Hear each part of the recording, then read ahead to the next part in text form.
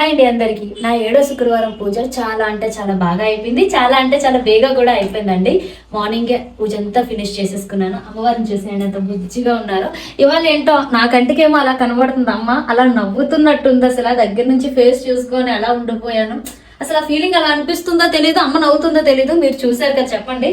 ఎందుకంటే ముందు వారాల కన్నా ఈ రోజు ఎందుకు అమ్మ ఫేస్ లో ఒక నవ్వు, ఒక కళ చూశాను. నాకు చాలా అంటే చాలా ఆనందం తట్టుకోలేకపోతున్నాను.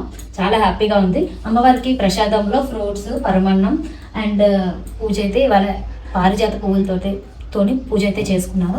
అంతే కదండి, మీ అందరికీ కూడాను పూజ ఎలా చేసుకోవాలని చాలా మంది అడిగారు కదా. ఫుల్ లెంత్ వీడియో ఆల్రెడీ యూట్యూబ్లో అప్లోడ్ చేశాను. ఎవరైనా చూడలేని వారు వెళ్ళి చూడండి. అండ్ పూజ నేను ఎలా చేసుకున్నాను అనేది మీకు ఫుల్ లెంత్ వీడియోలో అప్లోడ్ చేస్తాను. వారాహిమాత పూజ గురించి చెప్పలేదండి అక్క లాస్ట్ వీక్ అని అడిగారు కదా.